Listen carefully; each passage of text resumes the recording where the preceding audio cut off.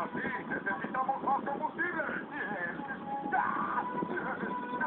Dame a piel de atleta con champiñones molidos.